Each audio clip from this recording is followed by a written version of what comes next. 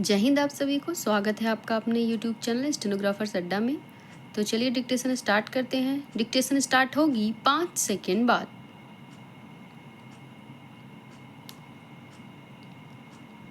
Ready, start.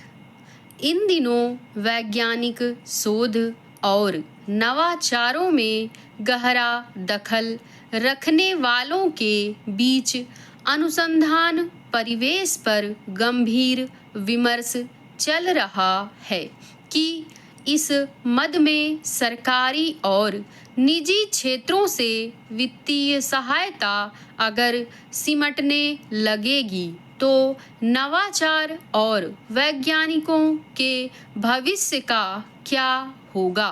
शोध अनुसंधान क्षेत्रों के लिए विश्व भर में वित्तीय सहायता विभिन्न स्रोतों से आती है, जिनमें सरकारी एजेंसियां, निजी संस्थाएं और कंपनियां शामिल हैं। अर्थशास्त्रियों का मानना है कि यदि अनुसंधान तंत्र सही रखते हुए सैद्धांतिक रूप से पूंजी और श्रम की गतिशीलता से सभी प्रतिबंध हटा दिए जाएं तो दुनिया में प्रतिवर्ष अर्थव्यवस्था में 95 लाख करोड़ डॉलर तक की वृद्धि संभव है। इसमें कोई संदेह नहीं कि यह एक उच्च स्तरीय अनुमान है, क्योंकि इसमें अकुशल और कुशल प्रतिभाओं के लिए प्रतिबंधों में ढील के तमाम लाभ शामिल हैं। उद्यमशील आविष्कार की गतिविधियों और घनिष्ठ सहयोग के माध्यम से नवाचार को आगे बढ़ाया जाता है।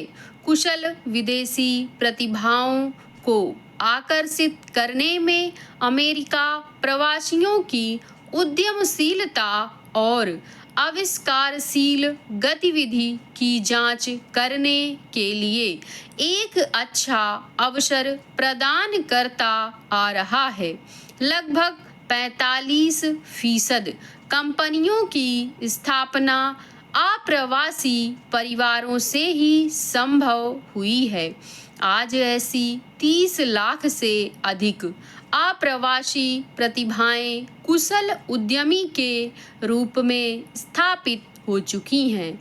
अमेरिका के अलावा यूरोप और एशिया के देशों में भी ऐसा ही चलन देखा गया है।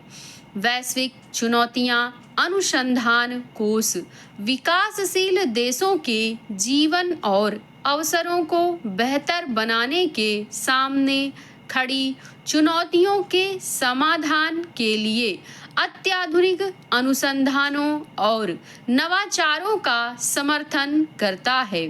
साथ ही दुनिया के सतत विकास लक्ष्यों में हाथ बटाता है। अब अमेरिका के अनुसंधान कोष में कटौती के बीच वैज्ञानिकों का भविष्य और शोध कार्य एक बार पुनः अनिश्चितता से घिर गया है।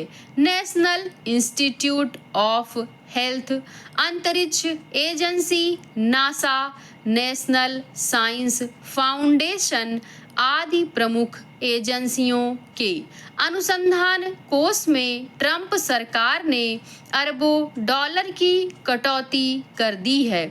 उल्लेखनीय है कि दशकों तक अमेरिका विज्ञान और तकनीक में वैश्विक नेतृत्व करता रहा है।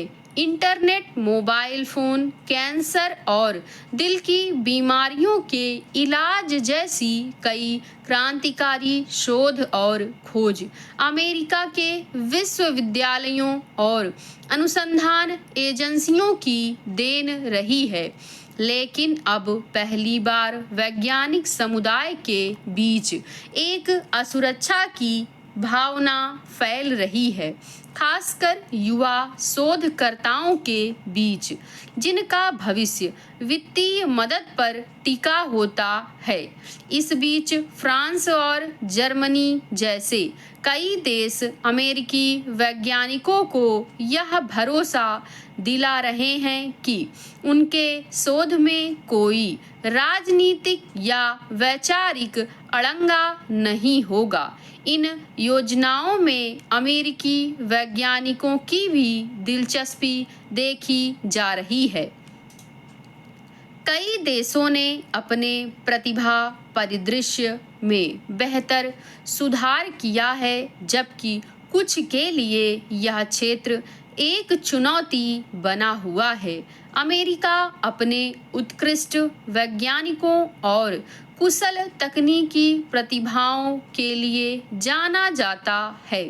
कनाडा लीड्स ने तो इस दिशा में गंभीर पहल करते हुए अपने देश के लिए एक भर्ती अभियान शुरू किया है, जिसका उद्देश्य अमेरिका से युवा वैज्ञानिकों को आकर्षित करना है। स्विट्जरलैंड को दुनिया का सबसे प्रतिस्पर्धी देश माना जाता है, क्योंकि यह कर्मचारियों को प्रशिक्षित करने, आकर्षित करने और बनाए रखने की क्षमता के लिए जाना जाता है।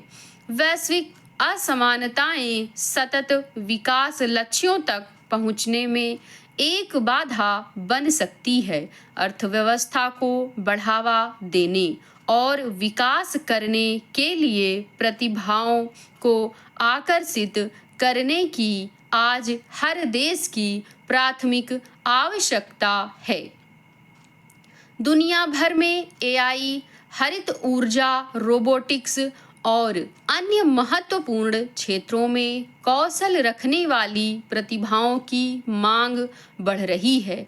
इसके लिए प्रतिस्पर्धा मुख्य रूप से 3 क्षेत्रों में चल रही है: विज्ञान और प्रौद्योगिकी, वाणिज्यिक नवाचार और शिक्षा। अधिकतर सरकारों ने सामरिक उपायों पर ध्यान केंद्रित किया है, लेकिन प्रतिभा में सार्थक राजनीतिक बढ़त हासिल करने के लिए साहसिक नए और रणनीतिक उपायों की जरूरत होती है। हालांकि अधिकांश देश वैश्विक प्रतिभा का दोहन करने के लिए वृद्धिशील और सामरिक दृष्टिकोण पर ध्यान केंद्रित कर रहे हैं, लेकिन शुरुआती संकेत बताते हैं कि अत्यधिक कुशल प्रतिभाओं के लिए प्रतिस्पर्धा भू-राजनीतिक क्षेत्र में स्थानांतरित होने लगी है। प्यू अनुसंधान केंद्र के अनुसार 10 में से 8 लोग आप्रवास सुधार का समर्थन करते हैं, जो मांग में कुशल प्रतिभाओं के पक्ष में हैं। दूसरी तरफ ट्रंप प्रशासन अत्यधिक कुशल प्रतिभाओं के लिए योग्यता आधारित प्रणाली के तहत अवैध आप्रवास पर नकेल कसता जा रहा है। इस बीच जापान और कई यूरोपीय व मध्य पूर्वी देशों की कुशल आप्रवासियों के लिए अपनी सीमाएं खोलने में दिलचस्पी है, लेकिन उनके प्रयास प्रायः लाल फीताशाही के कारण बाधित होते रहे हैं। इसी क्रम में चीन ने तो 2008 में ही प्रतिभा योजना शुरू की थी, जिसका उद्देश्य विज्ञान और प्रौद्योगिकी में चीनी मूल की प्रतिभाओं को अन्य देशों से वापस लाना है, ताकि नवाचार को बढ़ावा दिया जा सके और देश को वैश्विक प्रतिस्पर्धा में मजबूत किया जा सके। यूरोपीय संघ और ब्रिटेन की एआई कंपनियां प्रतिद्वंदी देशों से उदार प्रस्तावों के साथ संपर्क में हैं, जिसमें सब्सिडी, कर छूट और विनिमयन शामिल हैं। कई देश अपने विश्वविद्यालयों में छात्रों और शोधकर्ताओं को आकर्षित कर भू राजनीतिक बढ़त चाहते हैं। जर्मनी अंतर्राष्ट्रीय शोध को बढ़ावा देने के उद्देश्य से महत्वाकांक्षी छात्रवृत्ति कार्यक्रम चला रहा है।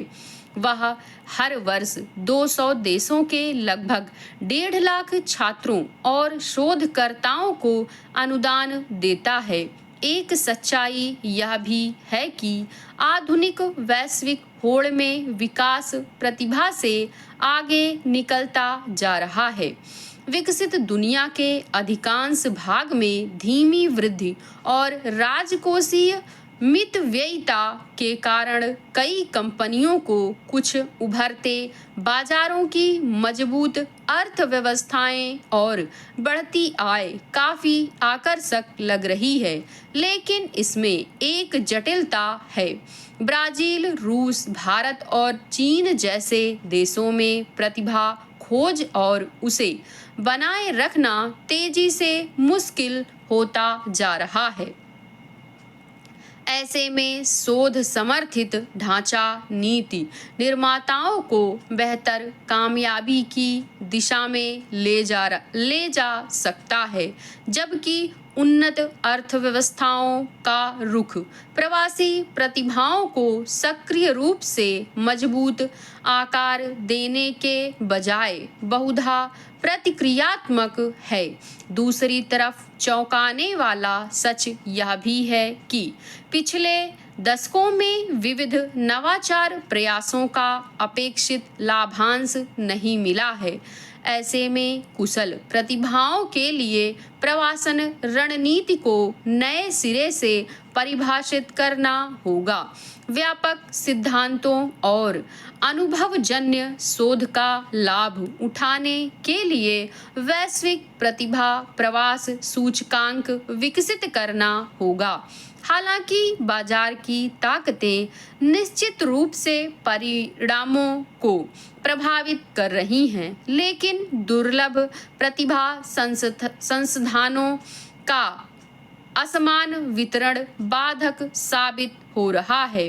ऐसे में कुशल अप्रवासी प्रतिभाओं की राह में रोड़े बिछाने के लिए वैज्ञानिक शोध अनुसंधानों और नवाचारों की वित्तीय मदद बाधित करना कितना विवेक सम्मत है, इसे स्वतः ही समझा जा सकता है। समाप्त।